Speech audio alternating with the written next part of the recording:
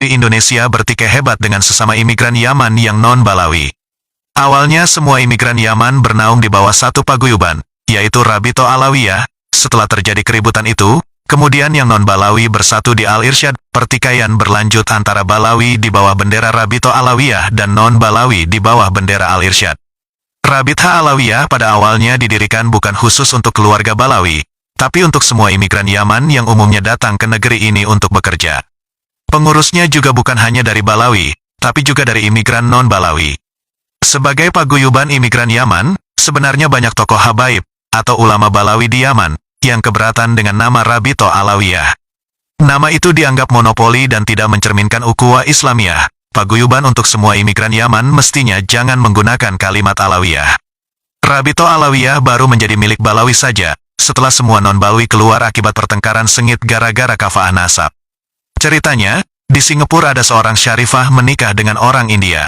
Kalangan Balawi Singapura tidak terima dengan pernikahan ini. Bahkan seorang ulama Balawi Singapura memberikan fatwa bahwa pernikahan itu tidak sah. Imigran Yaman yang non-Balawi mulai berkomentar tidak setuju dengan fatwa itu, hingga keributan pun terjadi di Singapura dan Malaysia, bahkan kemudian terjadi juga di Indonesia, khususnya di Pulau Jawa. Untuk mengatasi keributan itu, seorang raja bisnis Singapura dari keluarga Assegaf, mengutus orang untuk meminta fatwa pada ulama Yaman. Maka didapatlah fatwa seorang ulama dari keluarga Assegaf yang menjadi kadi di kota Siwun, Hadramaut, yang bernama Habib Alwi bin Abdurrahman Assegaf. Menyusul kemudian fatwa seorang ulama dari keluarga Assegaf juga yang menjadi mufti provinsi Hadramaut, yang bernama Habib Abdurrahman bin Ubaidillah Assegaf. Kedua fatwa itu membolehkan syarifah menikah dengan non-Sayyid. Terkait fatwa itu, Habib Abdurrahman bin Ubaidillah Assegaf berkata, "Dan seperti itu juga saya berfatwa pada tahun 1358 Hijriah, tentang seorang lelaki yang datang dari India dan menikahi seorang syarifah dengan keridoannya dari walinya, berdasarkan pendapat kitab Al-Minhaj dan kitab-kitab syarahnya. Dan seandainya seorang syarifah telah mengizinkan walinya untuk menikahkannya dengan lelaki yang ia kira sepadan, kemudian nampaklah setelah akad nikah, bahwa suaminya itu adalah orang fasik atau rendah nasabnya atau rendah pekerjaannya, maka syarifah itu tidak punya pilihan lagi untuk menggagalkan pernikahannya, karena dia sendiri yang sembrono dengan tidak meneliti sebelum pernikahan. Saya pun memperlihatkan fatwa saya itu pada banyak ulama, di antaranya adalah ulama yang paling agung pada zaman itu di kota Tarim, yaitu Habib Abdullah bin Umar Asyatiri.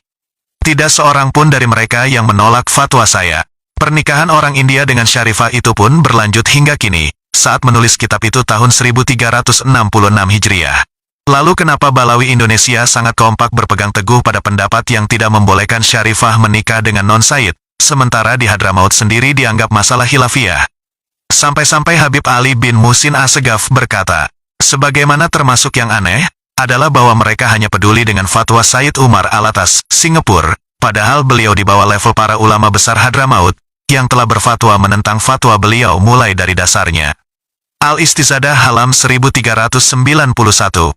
Bahkan yang lebih dahsyat lagi adalah yang diceritakan oleh Habib Ali bin Musin Assegaf. Dan termasuk yang lucu adalah apa yang diceritakan kakek saya, Habib Abdurrahman bin Ubaidillah Assegaf, bahwa beliau pernah diberi uang sogokan sebesar 200 real, nilai uang yang sangat besar ketika itu. Uang itu diberikan melalui Syekh Salim bin Muhammad Al-Khotib, agar Habib Abdurrahman berfatwa tidak sah syarifah menikah dengan non-Sayyid. Namun beliau menolak, beliau tidak mau melanggar syariat demi sebuah kepentingan. Al-Istizadah halaman 1371. Dari semua cerita di atas, juga cerita-cerita sebelumnya, kita bisa menyimpulkan bahwa kebanyakan Balawi yang hijrah ke Indonesia itu memang beda sekali dengan Balawi yang sejak awal bertahan di Hadramaut. Pertama, kebanyakan yang hijrah ke Indonesia ini memang bertujuan mencari harta dunia, sehingga kepergian mereka pun tidak diridhoi oleh ulama habaib Hadramaut. Kedua, kebanyakan Balawi Indonesia pada masa konflik itu memusuhi ulama habaib Hadramaut, karena habaib Hadramaut menentang fatwa Habib Utsman bin Yahya terkait pernikahan syarifah dengan non-Sayyid. Kesimpulannya, kebanyakan Balawi yang hijrah ke Indonesia itu memang para pembangkang, sedangkan yang bertahan di Hadramaut adalah Balawi yang baik-baik. Mengenai apa yang dikatakan oleh Habib Ali bin Musin Assegaf, bahwa aneh sekali ketika Balawi Indonesia bersikeras memegang fatwa Habib Umar Alatas, yang senada dengan fatwa Habib Utsman bin Yahya, padahal level mereka di bawah ulama habaib Hadramaut, kita pun pasti menganggap itu sebagai hal yang aneh. Mereka berani mencaci ulama habaib Hadramaut demi mempertahankan pendapat yang lemah ini. Bahkan demi pendapat yang lemah ini, mereka mengorbankan persaudaraan dengan sesama imigran Yaman yang non-Balawi, bertikai fisik dan saling caci di media, sehingga membuat malu bangsa Arab di negara-negara Arab, bahkan mengeluarkan banyak biaya untuk perang opini. Doktrinisasi masalah kafaah kemudian berkembang, Balawi Indonesia kemudian banyak yang menyebarkan pemahaman-pemahaman yang menurut saya hampir semuanya sesat. Pemahaman tersebut diantaranya Syarifah lebih baik berzina dengan non-Said daripada menikah dengan non-Said, karena kalau berzina maka anaknya tidak putus nasab pada Rasulullah. Karena anak zina itu bernasab pada ibunya, kalau anak Said itu bernasab pada ayahnya. Rabito Alawiyah tidak terima dengan fatwa dari Habaib Yaman, bahkan tidak mau lagi berguru pada Habaib Yaman. Rabito Alawiyah kemudian mencari ulama ke Makkah Al-Mukarramah, untuk dijadikan guru besar paguyuban dan lembaga pendidikan mereka, Jamiat Har, sehingga bertemulah dengan Syekh Surkati yang berasal dari Sudan.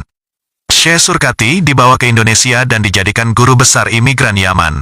Tak lama kemudian Syekh Surkati mendirikan Al-Irsyad, karena banyak anak-anak imigran non-Balawi yang tidak mau sekolah di Jamiat Har, sehingga beliau pun menjadi guru besar di dua lembaga imigran Yaman, yaitu Jamiat Har dan Al-Irsyad. Tak lama kemudian, ketika mengisi majelis di Solo, Syekh Surkati mendapat pertanyaan tentang Syarifah yang menikah dengan non-Said, beliau pun menjawab sah. Kalangan Balawi kecewa berat dengan jawaban beliau, beliau pun dicaci maki dan hal itu menyulut kemarahan non-Balawi, khususnya pengurus dan wali murid Al-Irsyad. Setelah Syekh Surkati meninggal dunia, keributan antara Balawi dan kalangan Al-Irsyad semakin panas, sehingga akhirnya imigran non-Balawi keluar semua dari Rabito Alawiyah, dan bersatu di Al-Irsyad. Sejak saat itulah Rabito Alawiyah menjadi milik Balawi saja. Pertikaian antara keluarga Balawi yang bernaung di bawah Rabito Alawiyah dan keluarga non-Balawi yang berada di Al-Irsyad yang sangat heboh, hingga mengguncang pemberitaan di negara-negara Arab. Kedua belah pihak saling serang opini dan menghabiskan biaya banyak. Termasuk untuk perang opini, Rabito Alawiyah menyerang Al-Irsyad melalui majalah Rabito, sedangkan Al-Irsyad menyewa majalah Al-Manar milik Rashid Ridho, Mesir, untuk menyerang Rabito Alawiyah. Banyak pihak yang berusaha mendamaikan kedua kelompok ini, termasuk kerajaan Saudi dan kerajaan Al-Kasiri, Yaman, namun semuanya gagal. Banyak juga Habaib Yaman yang berusaha mendamaikan, namun semuanya juga gagal. Di antara mereka adalah Habib Abdurrahman bin Ubaidillah As-Segaf. Beliau adalah yang paling lama dan paling serius berusaha untuk mendamaikan dan akhirnya gagal juga. Habib Ali bin Muhsin As-Segaf, dalam kitab Al-Istizadah halaman 1383 menjelaskan, bahwa Habib Abdurrahman bin Ubaidillah As-Segaf datang ke Jawa pada tahun 1336 Hijriah atau tahun 1916 Masehi. Saat itu Rabito Alawiyah sudah lama berdiri. Lalu kenapa Rabito Alawiyah sekarang menulis sejarah berdirinya tahun 1928? Sedangkan Al-Irsyad sebagai lembaga terbaru berdiri tahun 1914. Rabito Alawiyah seperti mau mengubur sejarah sebelum tahun 1928 itu, bahwa Rabito Alawiyah awalnya hanya sebuah paguyuban imigran saja dan milik bersama non-Balawi juga. Jadi, ini bukan hanya sekedar tasahul dalam hal periwayatan sejarah. Menurut Habib Abdurrahman, kalangan Balawi atau Rabito Alawiyah sangat susah diajak damai. Beliau selalu sembunyi-sembunyi ketika menemui tokoh-tokoh Al-Irsyad, dengan harapan agar Balawi tidak jengkel dan lebih mudah untuk diajak berdamai. Menurut beliau, tokoh-tokoh Al-Irsyad sangat baik dan sopan santun. Bahkan mereka siap berdamai dengan 3 kesepakatan yang telah dipersiapkan oleh Habib Abdurrahman. Kesepakatan pertama agar menjauhi caci maki, kedua agar kembali pada mazhab di kampung halaman, yaitu mazhab Syafi'i, ketiga agar saling memenuhi kewajiban dan hak sebagai muslim. Al-Istizadah halaman 1382-1383. Habib Abdurrahman jauh-jauh datang dari Yaman dan berjuang untuk mendamaikan konflik yang memalukan itu. Namun kalangan Balawi justru mencaci maki beliau. Al-Istizadah halaman 1383. Begitulah kondisi akhlak mayoritas Balawi Indonesia saat itu, khususnya pengurus Rabito Alawiyah. Pertikaian berlangsung mulai tahun 1906 hingga tahun 1942. Maka Habib siapapun yang datang ke Indonesia dalam kurun waktu itu, pasti niat kedatangannya untuk mendamaikan keluarganya sendiri yang sedang bertikai di negeri orang. Kakek Habib Taufik sendiri, yaitu Habib Jafar bin Syaihon As-Segaf, datang ke Jawa pada tahun 1918. Habib Soleh Al-Hamid Tanggul datang ke Jawa pada tahun 1921. Mana mungkin mereka datang ke Jawa dengan tujuan untuk mendakwahi pribumi dan langsung menemui pribumi. Justru saya yakin mereka merasa malu ketika pertama kali bertemu kiai-kiai, karena